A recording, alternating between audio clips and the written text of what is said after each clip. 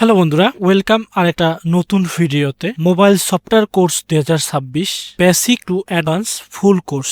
এই কোর্সে আমি মোবাইল আনলকিং এবং ফ্লাশিং নিয়ে কথা বলবো। এই চ্যাপ্টারের মূল বিষয় মোবাইল আনলকিং। আমরা মার্কেটে যেসব সমস্যাগুলো পাই, এই সমস্যাগুলোকে আমরা দুইটি সেক্টরে বিভক্ত করি, এরপর কাজ করি। দুইটি সেক্টরের মধ্যে একটা হচ্ছে অনলাইন আর দ্বিতীয়টি হচ্ছে অফলাইন। মূলত অনলাইন হচ্ছে যে কোনো একটা পেইড টুল দিয়ে মোবাইলটাকে আনলক করা। তো এই বিষয়টা আমরা শেষে দেখব। প্রথমত দেখব অফলাইনে কিভাবে ফোনটাকে আনলক করা যায়। একটা স্মার্টফোন অফলাইনে আনলকিং করতে গেলে 3-4টা মেথড আমাদের জেনে রাখা দরকার। তার মধ্যে একটা হচ্ছে মোবাইলের স্ক্রিন লক, দ্বিতীয় নাম্বার সেটা হচ্ছে গুগল অ্যাকাউন্ট রিমুভ, এবং তৃতীয় নাম্বার যে বিষয়টা সেটা হচ্ছে OEM আনলক। বলে রাখা ভালো, মার্কেটে দুই ধরনের কাজ আমরা অনেক বেশি পাই। তার মধ্যে প্রথম গ্রাহকের স্মার্টফোনে স্ক্রিন লক ওইটা দিয়ে ভুলে গেছে, আর দ্বিতীয় ওই স্ক্রিন লকটা মনে আছে মোবাইল বিভিন্ন প্রকার সমস্যা। আমরা যদি আমাদের মোবাইলে এরকম দেখি যে স্ক্রিন লক দিয়ে ভুলে গেছে, তাহলে আমরা অনলাইন মেথড ট্রাই করব। আর যদি দেখি মোবাইলের স্ক্রিন লক মনে আছে, তাহলে কিভাবে ফোনটাকে হার্ড রিসেট বা ফ্যাক্টরি রিসেট করে নিব, ওই প্রসেসটা আমি স্ক্রিনে দেখাবো। চলেন আমরা অফলাইন যে বিষয়টা এটা দেখি। আপনাদের বোঝার সুবিধার্থে ভিডিওটা আমি স্ক্রিনে আপনারা দেখতে পারবেন। যেখানে যেখানে ভয়েস দেওয়া দরকার ওই জায়গাগুলোতে ভয়েস দিব। তাহলে সামনে শো করাইছি, এটা আপনাদের স্ক্রিন। তো প্রথমত সেটিংস থেকে আমাদেরকে যাইতে হবে স্ক্রিন লক। স্ক্রিন লক থেকে যে কোনো একটা লক দিয়ে নিব। পিন দিতে পারি, প্যাটার্ন দিতে পারি, পাসওয়ার্ড দিতে পারি।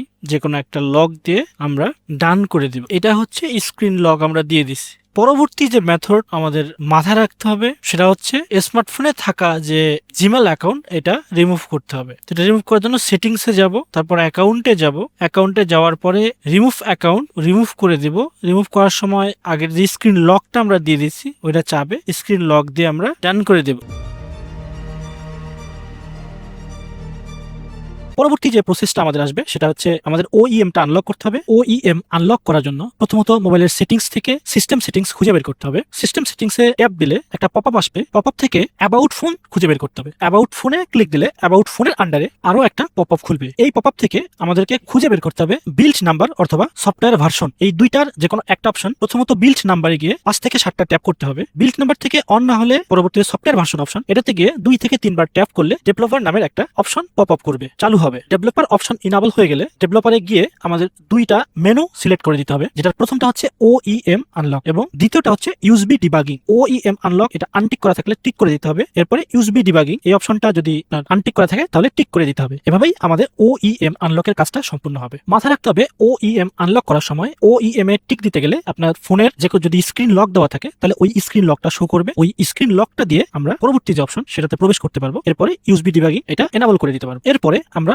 ফ্যাক্টরি রিসেট দিয়ে নেব। ফ্যাক্টরি রিসেট দেওয়ার প্রসেসটা হচ্ছে যে কোনো স্মার্টফোনের সেটিংস অপশনে গিয়ে সেটিংস এর আন্ডারে রিসেট সেটিংসে প্রবেশ করব। এরপরে সিস্টেমে গেলে রিসেট অপশন আমরা দেখতে পারবো। রিসেটে গিয়ে ফ্যাক্টরি ডেটা রিসেট এখানে প্রেস করলে আপনার স্ক্রিন লক, এই লকটা দিয়ে দিলেই আপনার অল ডিলিট অপশন আসবে। অল ডিলিটে প্রেস করলে ফোনটা শাটডাউন হবে এবং কিছুক্ষণের মধ্যে ফোনের যে আগের ডাটা ওগুলো ইরিস হবে, ইরিস হয়ে পরবর্তী স্ক্রিনে চলে আসবে। এই প্রসেসটা করতে গেলে আমাদের কিছু সময় অপেক্ষা করতে হবে। কিছুক্ষণ সময় অপেক্ষা করার পরে প্রথম স্ক্রিন শো করবে। এরপর স্ক্রিনের যে টার্মগুলো এগুলো আমি স্ক্রিনে দেখাইতেছি, এই টার্মগুলো টিক করে সামনের দিকে হোম স্ক্রিন পর্যন্ত অগ্রসর হইতে হবে। সামনের দিকে যাই। হোম স্ক্রিনে যাওয়ার পরে কিছু ম্যানুয়ালি সেটিংস আমি ভিডিওতে শো করাইতেছি, এই সেটিংস গুলো করে নিতে হবে এবং সেটিংস গুলো করা জরুরি। সেটিংস গুলো করার পরে প্রথমত ফোনটাকে সচল করার জন্য একটা জিমেল সেটআপ করে দিতে হবে। তো জিমেল সেটআপ করার পরে যে সফটওয়্যারগুলো আপডেট নাই ওই সফটওয়্যারগুলো আপডেট করে দিতে হবে। দৈনন্দিন যে সফটওয়্যারগুলো আমরা ব্যবহার করি যেমন ইমো, ইউটিউব, হোয়াটসঅ্যাপ এবং কিবোর্ড, এগুলো সব আপডেট করে দিতে হবে। এই কাজগুলো করে নেওয়ার মাধ্যমে আমাদের হার্ড রিসেটের যে প্রক্রিয়াটা এটা সমাপ্ত হবে।